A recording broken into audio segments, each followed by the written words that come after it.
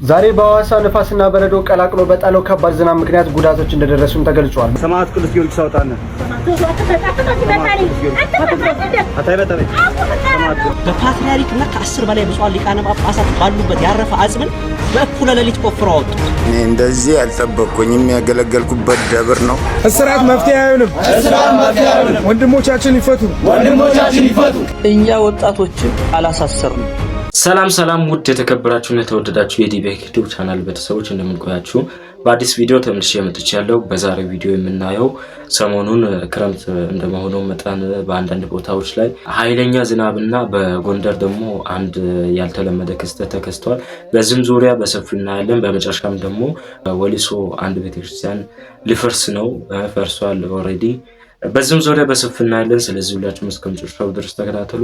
ለዚህ ቻናል አዲስ ከሆናችሁ ሰብስክራይብ በማድረግ ይህንን ቪዲዮ ላይክ በማድረግ ጀምሩ። ከምንም በላይ የእናንተ ላይክ እኔን ያበረታታኛል። ወደ ቪዲዮ። ዛሬ በሐዋሳ ንፋስና በረዶ ቀላቅሎ በጣለው ከባድ ዝናብ ምክንያት ጉዳቶች እንደደረሱም ተገልጿል። በዛሬው ዕለትም በሐዋሳ ከተማ በረዶ ቀላቅሎ የጣለው ዝናብ ምክንያትም ትላልቅ ዛፎች፣ የመብራት ምሰሶችም የወደቁ ሲሆን አልፎ አልፎም የነዋሪዎች ቤቶች መፍረሳቸውን ተሰምቷል። ሐዋሳ አካባቢ ያላችሁ የአየር ሁኔታው እንዴት ነበር? በኮሜንት ላይ ግለጹልን።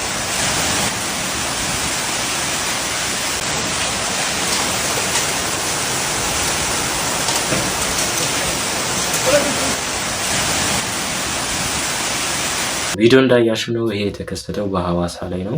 እስቲ እናንተ አካባቢ ላይ ክረምት እንዴት እንደሆነ እስቲ እናንተ ሐሳባችሁን ኮሜንት ላይ አሳውቁ። በቀጣይ ቪዲዮ የምናየው ደግሞ አንድ ያልተለመደ ክስተት በጎንደር ተከስቷል። ደመና ወደ ምድር እየወረደ ያለ ቪዲዮ አለ። እሱን አይተን እንመለሳለን። ወደ ቪዲዮ። ቆይ ልቅረጸው። ቆይ እና ይሄው ይንቀሳቀሳል ባለ እንቅስቃሴ ነገር አለ። ቆርቆሮ ቤት ይውልሽ ታዲያምን በስመ አብ ወወልድ ወመንፈስ ቅዱስ። ሰማዕት ቅዱስ ጊዮርጊስ፣ ሰማዕት ቅዱስ ጊዮርጊስ፣ ሰማዕት ቅዱስ ጊዮርጊስ፣ ሰማዕት ቅዱስ ጊዮርጊስ። ኧረ አውጣነ ሰማዕት ቅዱስ ጊዮርጊስ፣ ሰማዕት ቅዱስ ጊዮርጊስ አውጣነ።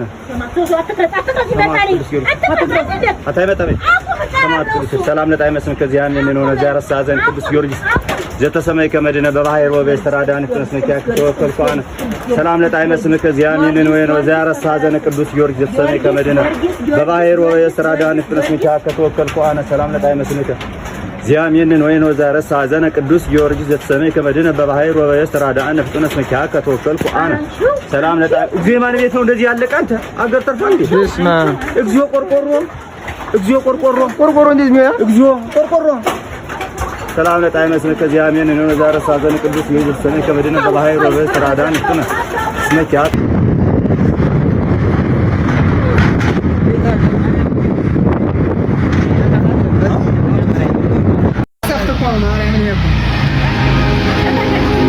ሰማዩን ይው ሜዳን ያለ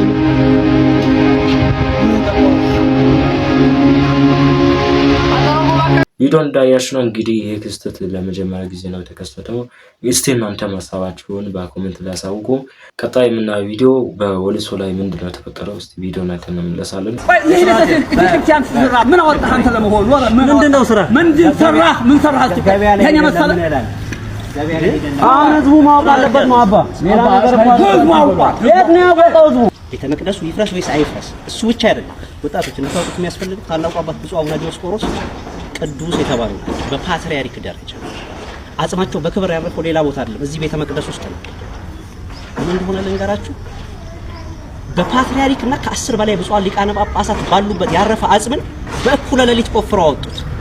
የሰው ልጅ በእኩለ ሌሊት ይቀበራል። ቀብር እንኳን አንድ ሊቀ ጳጳስን አጽም በክብር ካረፈበት ቦታ ቆፍሮ ማውጣት፣ ይሄ ሁሉ ነውር ተፈጸመ። ይሄን ሁሉ ችለን እስከዛሬ ድረስ የቆየ ነው በፍጹም በመነጋገር ይህን ችግር እንፈታለን ብለን በአጋጣሚ ሆኖ ደሳቸውም ከ2 ዓመት በፊት በአካል ተገኝተን አንድ ስምምነት ላይ ደርሰናል። እንድታውቁት ይህ ጉዳይ በግልጽ ለህዝብ ቀርቦ ውይይት ተደርጎበት ይፍረስ ብሎ ህዝብ የሚወስን ከሆነ እኛ በማፍረስ የመጀመሪያውን መዶሻ እንደምናነሳ እሳቸው ባሉበት ጭምር አስረድተናል። ቀጥሎ ግን የተስማማ ነው ምንድነው? እሳቸው ባል ቃል አይደለም እውነት አይደለም በፍጹም ህዝብ ሳናማከር የማፍረስ እርምጃ አንወስድም። እኛ ያልነው እናንተ ፈርሱ የልማት ስራ ይሰራ ብትሉ በአክብሮት እንቀበላለን። በፍጹም ለምን ይሄን አላችሁ አንልም። ነገር ግን እኛም ለቅዱስ ቤተክርስቲያን የሚጠቅም ሐሳብ አለን። ይህ ቤተ መቅደስ ብፁዕ አቡነ ዲዮስቆሮስ አንዲት ጀርመናዊት የጀርመን መንግስት አምባሳደር ሚስት 1960ዎች ውስጥ ነው። የጀርመን መንግስት አምባሳደር መቼም ጀርመኖች በእምነት እናውቃቸዋለን፣ ፕሮቴስታንቶች ናቸው።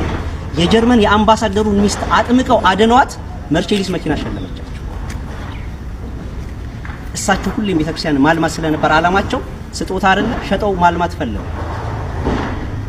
ፈቃዷን ጠይቀው የጀርመናዊቷን የአምባሳደር ሚስት ፈቃድ ጠይቀው መርቼዲስ መኪና ሸጠው የገነቡት ቤተ መቅደስ ነው።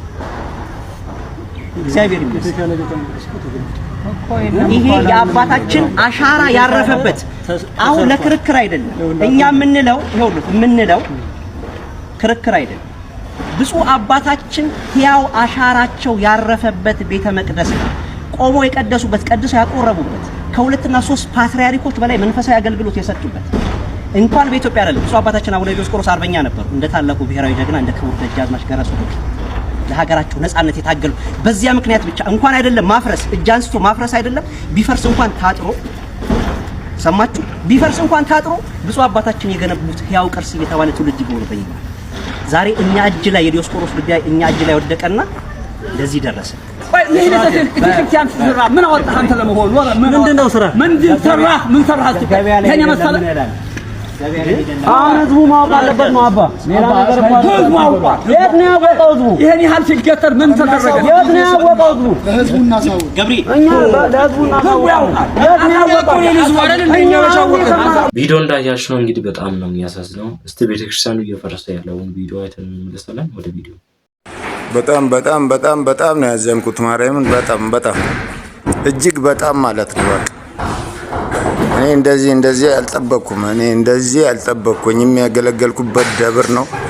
ቢያንስ እንደው እነዚህ አባታችን ማስታወሻ ጥቅሶች ምስሎች ምናምን አሁን እኛ ነን ገብተን ያነሳ ነውና ምንድነው እንደዚህ እዚህ መስኮት ላይ የነበሩ የእመቤታችን ምስሎች ራሱ እኔ ነኝ ገብቼ ያወጣኋቸው። ምንድነው እንደዚህ የሚያስቸኩለው? ምንድነው እንደዚህ የሚያሯሩጠው ነገር? እና ምንድነው እሱ እኔ ግራ ስለገባኝ ነው። አሁን ገብቼ ከሚመለከተው ጋር ዱላ ነው የቀረኝ ክርክር ማለት ነው። እና እነዚህ ጥቅሶች ድሮ እኛ ቆመን ስናስቀድስ እዚህ ቤተክርስቲያን እነዚህን ጥቅሶች እያነበብን ነበረ እና በቃ እያልን ቆመን የምናስቀድሰውና አሁን ላይ እንደዚህ ሆኖ ሳይ በጣም ነው የተሰማኝ። ወሊሶ በተሳይዳ ደብረ ምጥማቅ ቅድስት ድንግል ማርያም ቤተክርስቲያን ገዳምን ነው እያሳዩዋቸው ያለሁት። እነዚህ መስቀሎች ሳይነሱ ጥቅሶቹ ከግድግዳ ላይ ከእንትኑ ላይ ሳይፈርሱ እንደዚህ አሯሩጦ የሚያስፈርሰን ነገር ምን እንደሆነ ግራ ገብቶኛል። ተመልሰን መጥተናል። እንግዲህ በዚህ መልኩ ቤተክርስቲያንን እያፈረሱ ነው። አንዳንድ ወጣቶችም ደግሞ ታስረዋል። እስቲ ቪዲዮውን አይተን እንመለሳለን። ቪዲዮ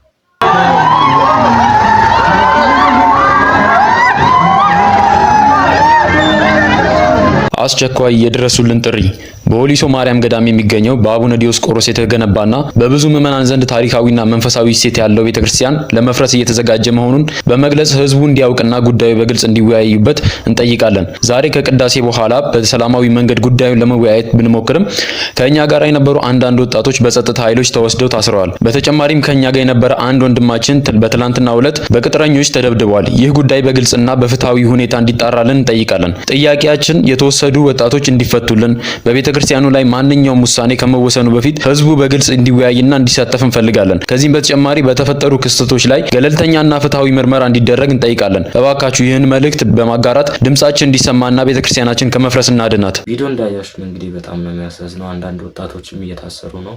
በዚህም ዙሪያ ደግሞ የደብሩ አስተዳዳሪ ቆሞስ የተናገሩበት ቪዲዮ አለ። እሱን አይተን እንመለሳለን። ወደ ቪዲዮ እኛ ወጣቶችን አላሳሰርንም። የምንፈልገው የሚያሳድን አንድ ግለሰብ ነበረ። እሱን ለሚመለከተው አካል ጠቁመን ሲያዝ እኛም አብረን እንታሰራለን፣ አብረን እንሄዳለን፣ ከሱ አንለይ ብለው ነው ፓትሮል ላይ ወጥተው ተጭነው ሄደው የታሰሩት። በጣም የሚያሳዝነው ማለት ነው። በጣም የሚያናድደው የዘመኑ መነኮሳት የዘመኑ አባቶች አንዳንዶቹ ማለት ጨካኞች ናቸው። ለሚመኑ አይራሩም። በጣም ጨካኞች አውሬዎች ናቸው። ምን አጠፋ ያኛው? ለምን ታሰራል? ለምንድን ነው እሱ የምትጠቆምበት? ልጆች ደግሞ በሰልፍ እናንተ እያስገባችሁ እያየን እኛ አላሳሰርንም ትላለህ። መላው ህዝብ እያየ ማለት ነው። ቤተክርስቲያኑ ፈርሷል፣ አይተናል። ምዕመኑ እየጮኸ ነው ልጆቹ ሲታሰሩ። እኛ ምንም አላደረግም። እንደ ንጹህ ሰው መጥተህ ታወራለህ። ደግሞ ሞኖክሴ ሙንክስና ግብሩ ይሄ ነው። ምን አታውሬ ናችሁ ነው? ምን አታውሬ ናችሁ? እናንተንማ ከቤተክርስቲያን ሳናጸዳማ ዘንድሮ ለአንድ ነገር ነው ይሄ ነገር የተፈጠረው። በተለይ ሞኖኮሳትን ከዚህ ከአዲስ አበባ ከተማ ሳናጸዳ እንቅልፍ የለንም። እንግዲህ ቪዲዮ እንዳያችሁ ነው። እንግዲህ በጣም ነው የምደብረው ማለት ይቻላል። እስቲ እናንተ ሐሳባችሁን በዚህ ዙሪያ አሳውቁ። በመጨረሻ የምናየው ደግሞ ወጣቶች ለታሰሩት ልጆች ፊት እያሉ ነው። እስቲ ቪዲዮ ላይ ተመለሳለን። ወደ ቪዲዮ። እስራት መፍትሄ አይሆንም። ወንድሞቻችን ይፈቱ። ቅርሳችን ይጠበቅ ማለት ወንጀል አይደለም። ለሃይማኖታችን እንኳን እስራት ሞትም ቢመጣ አንፈራም። እጃችን ከቤተ ክርስቲያናችን ላይ አንሱ። እጃችሁን ከቅርሳችን ላይ አንሱ። የህዝብ ቅርስ በስድስት ኮሚቴ አይወሰንም። ብፁዕ አባታችን አቡነ ሳይሮስ ዝምታችሁ እስከ መቼ ነው? በስሞት የሚነገደውን አስቁሙልን። ቪዲዮ እንዳያችሁ እንግዲህ በጣም ነው የሚያሳዝነው። ፊቲ ለወጣቶች ለወሊሶ ኦርቶዶክሳውያን እያላችሁ ሁላችሁም ኮሜንት ላይ አሳውቁ። ተመልካቾቻችን ለዛሬ የነበረን ቆይታ ይህን ይመስል ነበረ። በቀጣይ በአዲስ ቪዲዮ ተመልሼ እስክመጣ ድረስ መልካም ቆይታ ይሁንላችሁ።